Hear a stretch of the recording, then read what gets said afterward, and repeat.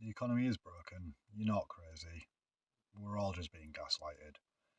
Cost of living's way up, wages are flat, billionaires make more in a month than you will in a lifetime. And we're not just in a cost of living crisis, we're in a full system failure. On the surface, it looks like nobody's steering the ship, but the truth is actually far worse.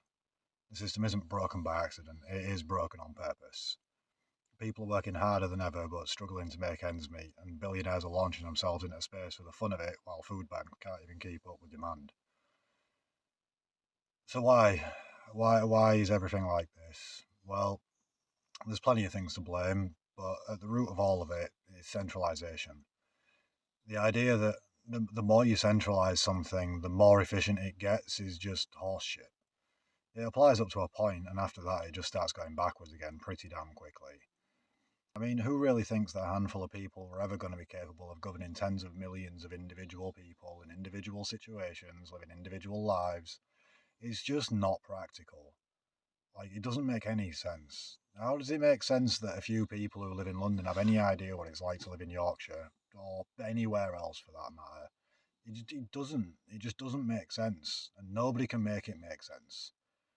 And it makes even less sense when you start looking at the financial side of things.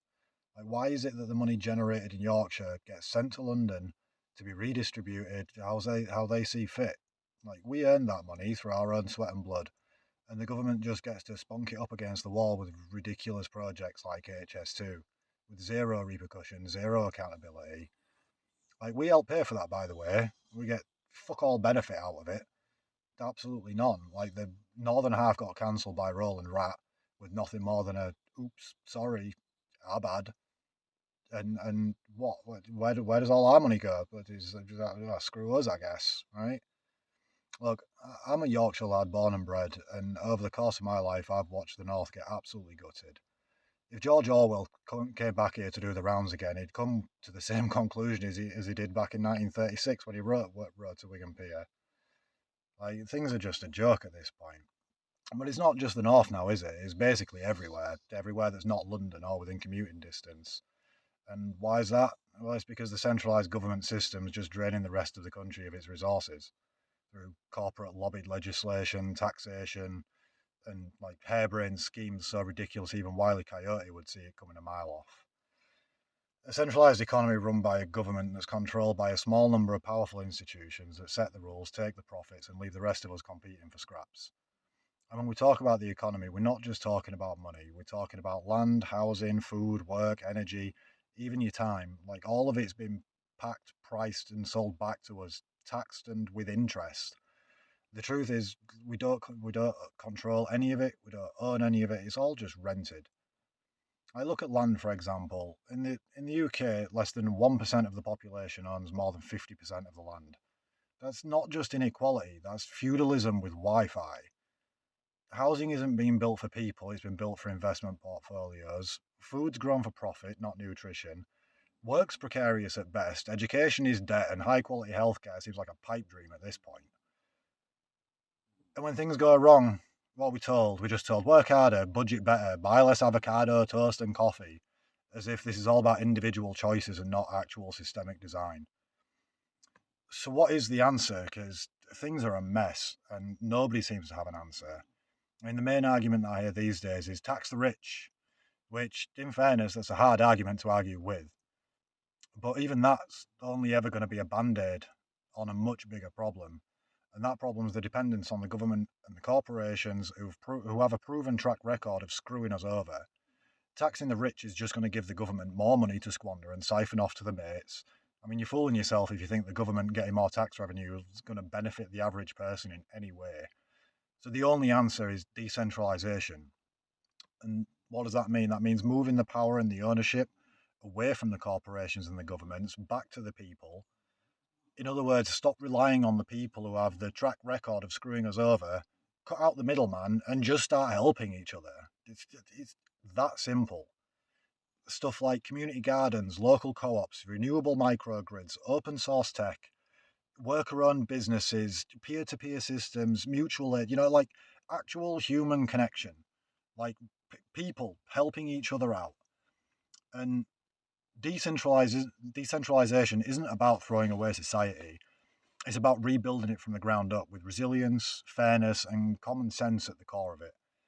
It means your food's grown by someone you actually know. Your money isn't held hostage by a bank.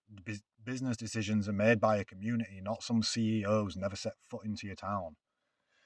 And we can build this future now, even while working within the current broken system. There's no legislation that exists that impedes us from doing this. It's just the competitive nature of the system that keeps us working together, keeps us from working together, should I say. If we all woke up tomorrow and decided to start working together, the government would become powerless overnight. And what they fear the most, and rightly so, is self sufficiency, because if we can provide for ourselves, we don't have any need for them. And what if you could just walk down the street and get free food? What, supermarkets lose the power? And what if you had a fire, but your community rebuilt your house for you for free?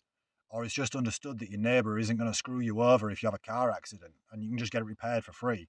Well, insurance companies lose their power. And what if you're sick or you're injured and you can just go to the local doctor for free same day? Like, what if? There's so many what ifs. And it is all possible. We're entirely capable of being self sufficient if we choose to. But it's going to take a huge mindset shift. We're also used to having to monetize our skills and our knowledge, so many people can't even see a world where they don't even have to do that anymore. I mean, I've brought this idea up to many people, and often I hear things back like, you expect me to go and work for free? What, you just expect me to go and do shit for other people for nothing for myself? And they just can't get that there is a way we can all provide for each other. We all have the skills it takes to run society. We just choose to put our faith and power in the government. And why, at this point, I have no idea. We're already trying to live this idea. We grow food, we forage, we make products with our own hands, we sell directly to people, not to corporations, and we're trying to create a circular system where people support each other, where resources are shared, and where nobody gets left behind. Our markets are free to attend, our content's free to watch. Our mission is basically just to show that a different way is not only possible, but it is already happening in pockets all over the world. We're not experts, we're not politicians, we're just people who believe in growing together. So if this resonates with you, give us a follow, share the video, join our journey to hopefully create a better future. Or even better, start your own, because the fix isn't going to come from the top. It starts with all of us. Peace.